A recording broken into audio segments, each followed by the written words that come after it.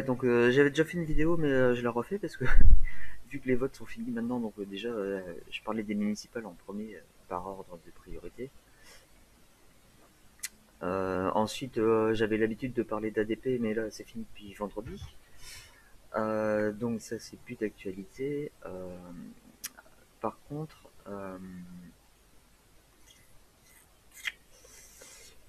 je vais vous parler Je crois que j'ai noté deux trois trucs. Ouais, donc aller voter c'est super important. Bon bah du coup là, là, on zappe. Et puis là sur mon deuxième écran, j'ai BF merde. Eh ouais, ouais, je sais. Donc apparemment il y a 56% d'abstention. Oh déjà moi je dis bande d'enculés quoi. Ah, ceux qui n'ont pas été votés, ce sont des cons. Voilà, clair net. Voilà. Ah, soit ils sont pas informés, soit ils ont pas compris l'importance du truc. Mais ce sont des cons, parce que de toute façon, le coronavirus va tuer moins de personnes que si ce gouvernement reste en place. Et le fait d'aller voter, c'est justement pour que ça se reproduise pas en 2022, quoi. Parce que t'as besoin de 500 de putain de signatures de maire. Donc, si tous les maires sont contre la REM, ils auront même pas. Et pareil pour Front National, machin, tout ce que tu veux. C'était super important. Donc, ceux qui ont été votés, bravo les gens. Moi, perso, j'ai été voté. Euh, et c'est vrai que c'était un désert total. Euh, ouais, donc là, du coup, je refais mon. Voilà. Truc super important aussi.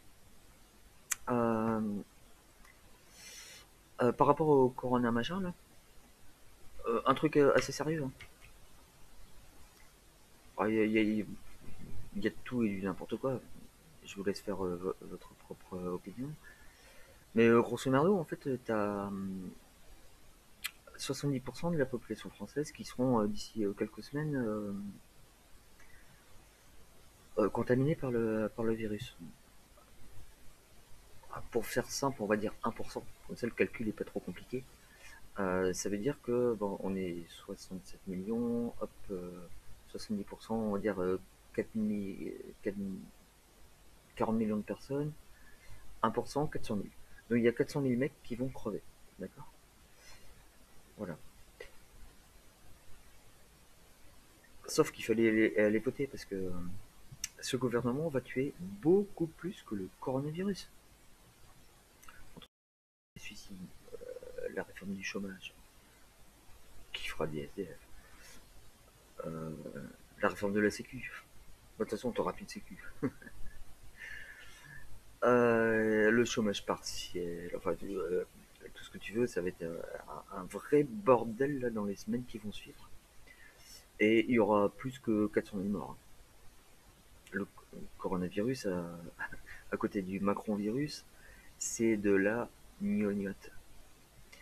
Donc il fallait les voter, bande de cons. Bah, j'aime pas insulter, mais là, franchement, ceux qui n'ont pas été votés, bah, je leur crache à la gueule. Tiens, avec mon. Voilà, je crache à la gueule, bande de cons. Voilà. Ensuite, pas d'ibuprofène. Euh, ouais, alors là, je suis tombé sur une vidéo, je sais plus si c'est ce matin ou c'est de Tatiana Ventos. Je vais vous remettre le lien. Alors, je sais pas si je l'ai encore quelque part ici.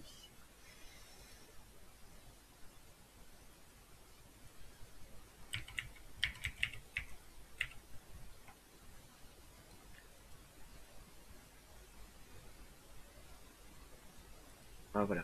Je vais pas y aller par quatre chemins. Si vous avez des symptômes du coronavirus, surtout, ne prenez pas d'ibuprofène. Bonjour à toi, bienvenue dans cette nouvelle vidéo. Je suis Tatiana Ventos et aujourd'hui, c'est une vidéo très courte, mais aussi très importante parce qu'il en va de la santé publique et c'est une information qu'il faut absolument partager. Selon une étude publiée le 11 mars dans The Lancet, donc qui est un journal très sérieux de recherche, la prise d'ibuprofène pourrait aggraver les symptômes du coronavirus. Pas seulement d'ailleurs la prise d'ibuprofène, mais aussi de médicaments pour le diabète, pour l'hypertension ou pour des maladies cardiaques. Des trucs de type cortisone aussi seraient des facteurs aggravants. Pourquoi? Parce que ces médicaments augmenteraient le nombre de récepteurs sur lesquels le coronavirus se fixe dans le corps humain et donc aggraveraient les symptômes de la maladie. Si cette hypothèse est avérée, ça commence à être relayé d'ailleurs par les médias et même par le ministre de la Santé, alors cela expliquerait pourquoi les personnes ayant des problèmes de diabète ou d'hypertension sont beaucoup plus vulnérables et se retrouvent avec un... Voilà, je vous laisserai regarder la vidéo, je vais vous mettre le lien en dessous. Mais bon, vrai ou pas vrai, de toute façon, ça mange pas de pain de faire gaffe et de se tenir informé. Hein, donc voilà, je vous invite à regarder et partager l'info. Ensuite, je suis tombé sur une vidéo de Fly qui était de retour de la manif à Paris. On aime, on n'aime pas. De toute façon, je m'en fous. C'est l'information qui m'intéresse. Donc là, on a appris ce qu'il disait dans sa dernière vidéo que donc les restos allaient fermer en fait. Enfin, tout ce qui n'est pas utile allait fermer. Déjà, j'ai envie de dire, bah putain, Castaner, ferme ta gueule déjà. Toi, t'es pas utile. Il faut fermer les trucs pas utiles. Ferme ta gueule. Et casse-toi, connard. Bref, donc dans la bouffe des restos qui vont fermer, en fait, ils ont des stocks, en fait, ces gens-là. Et pardon. Merde. Je suis coronaviré. Et donc, ils vont avoir de la bouffe qu'ils vont balancer, en fait. Donc, en fait, Maxime, il proposait d'utiliser ça, en fait. Alors, soit tu leur rachètes, tu le remets au marché. À la limite, les marchés, ils, donc, ils achètent au prix comptant au resto, ils le revendent sur le marché. Peut-être qu'ils se prenaient une petite marge à la limite et ils refilent à la limite les thunes au resto qui a vendu justement sa bouffe en surplus, quoi. Sinon, c'est perdu. Donc voilà. Ça peut être toi aussi, tu vas en tant que particulier, tu vas voir ton petit resto et puis on t'achète de la bouffe. De toute façon, c'est perdu. Et ça t'évite d'aller à Carrefour, quoi. Tu vois?